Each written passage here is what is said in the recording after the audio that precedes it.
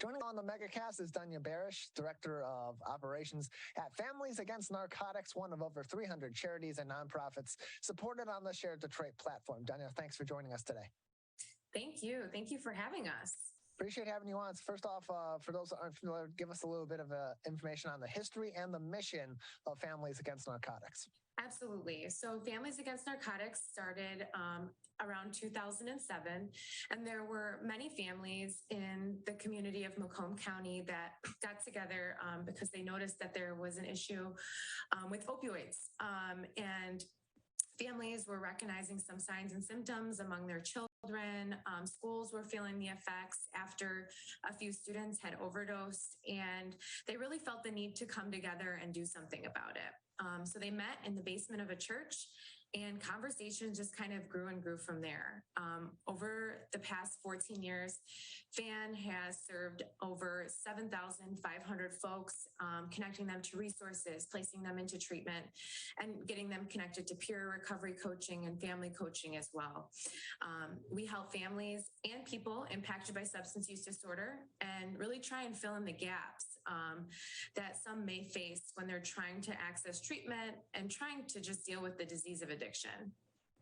So, Dunya, what are some of those resources, those services, those programs that are offered by Families Against Narcotics to fulfill those missions? Absolutely. So our biggest program that community may be familiar with is Hope Not Handcuffs. So Hope Not Handcuffs is in over 100 police departments across the state of Michigan. We also have a footprint in New York as well. We have 56 police departments there. And essentially, this serves as a safe place for people to go, and they go into their local police department, go to the front desk and say, I'm here because I need help, or I'm struggling with addiction. Can you call an angel? You know, any variation of that. From there, the police department calls our Hope line, lets us know that they have a participant in the lobby of the police department, and we send out an angel. So our angels are volunteers that are trained to be dispatched out into the community, and they really sit down and walk the person through the steps of what it takes to get into treatment. This looks different across every community in the state of Michigan. It's not a concise and really easy process. Every community has a different modality of getting people into treatment. And so really taking that community approach and having people who are from the community trained on how to get folks in their community into treatment has been something that's really been very impactful. In addition, did you have any questions about that? No, please continue. Okay, awesome. So in addition to that, after we created that program, one of the things we noticed was we want a way to stay connected with people that come through Hope Not Handcuffs. You know, many times when people are going through treatment, whether it's the first time or the 15th time, it's important to have a continuum of care. So at every visit to a police department, or anytime someone calls the Hope line to get help getting into treatment, we assign them a peer recovery coach. And the peer recovery coach follows up with them and stays in touch throughout their journey. And it can be, you know, throughout their treatment process, they kind of follow up from there. And then they really just help them rebuild some of the different things that have gone on throughout their lives, whether it's housing, finding a job, repairing relationships, and really walking the steps of recovery. In addition to that, we created a family recovery coaching program because many times families that are going through this process just don't know what to do. It's a very isolating disease. And so a lot of times it can feel like you're the only one that's going through this, because you might be the only one in your family that's going through this. So it's really nice to have a relatable mentor and someone that can really let you know this is a healthy boundary, and this is something that might not be so healthy. And that's been a program that we really value here because families typically don't know which way to go in these situations. From there, we started a comeback quick response team. So we partner with 18 police departments across the state of Michigan. And with the comeback quick response team, the police departments develop a list of folks that have had non-fatal overdoses in the community, and a peer recovery coach and a family coach actually go out with a police officer and do community engagement with those folks and do like a wellness check to see if they would be interested in treatment or in a peer recovery coach, or if their family would like some services, if they're not quite ready.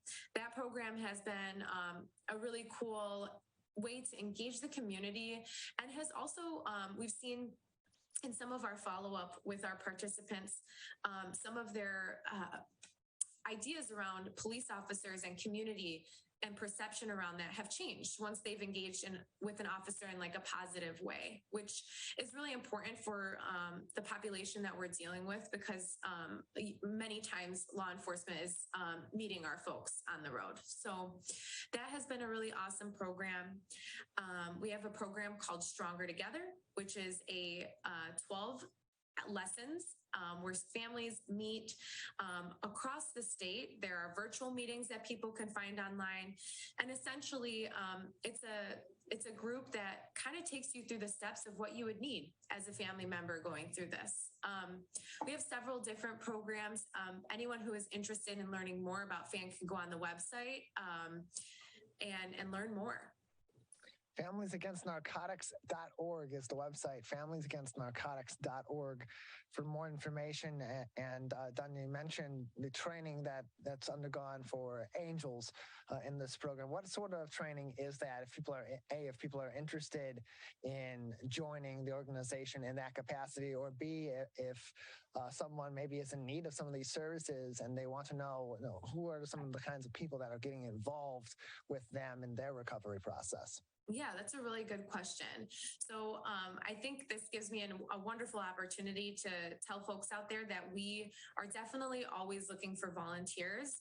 I think one of the things that happened to a lot of nonprofits is throughout COVID, we really seen some lesser engagement with our volunteers, and looking for people that are interested and willing to help out. So a Hope Not Handcuffs angel signs up online, and they go through a background check and kind of take a look at what some of the commitments are with being an angel, going out into the police department, working with people that are struggling with substance use disorder. And our hours are from 8 until 10 p.m. But I think anyone can be a Hope Not Handcuffs angel as long as they go through the training. We do a Narcan training in the beginning of every single angel training. And then there's a 2-hour training that goes through how to use the iPad and fill out the paperwork within the police department, and really just meeting people where they're at, coming from a non-judgmental place. Many of our angels have experienced this in their own life, whether it's a family member or themselves, or, they come from the helping profession, and this is just something that is really near and dear to their heart. So typically, anyone who is looking for services through Hope Not Handcuffs can expect that this person has an open heart, is just really there to help and help walk them through the process. We have some really awesome volunteers across the state that we so very much appreciate. We're joined by Dunya Barash. She is the Director of Operations at Families Against Narcotics, joining us on the Michigan Megacast. More information can be found on FamiliesAgainstNarcotics.org. That's FamiliesAgainstNarcotics.org for more information. If people want to tap into these services, they want to get help from Families Against Narcotics. You mentioned earlier one of the ways they go to their local police department and make that call for help. What are some other ways that people can engage with Families Against Narcotics to receive some of these services or tap into some of the resources provided by your organization? So there's a few different ways to engage with FAN. We obviously are available via phone. Our phone number is 586-438-8500. We're pretty much available, and you'll get a real person on the phone that will be willing to answer your questions. In addition to that, we can be emailed at fan@familiesagainstnarcotics.org. You can find us online. You can go into a local police department. And in addition to that, I think really another thing is just taking a look at the different programs to really see where would be a good fit for you and your family, and how we could be helpful. Something as simple as just even shooting us an email and kind of letting us know what their situation is. We're more than willing to help, at any time. More information can be found on their website, familiesagainstnarcotics.org. That's familiesagainstnarcotics.org. For more information, they are one of over 300 charities and nonprofits supported on the Share Detroit platform. You can also find more information on their services and how you can get involved with Families Against Narcotics by visiting sharedetroit.org, clicking on their Find a Nonprofit link, and then searching Families Against Narcotics for more information. And we're joined by Dunya Barash, the Director of Operations at Families Against Narcotics on the Michigan Megacast. What are some ways at this time that the community can support Families Against Narcotics?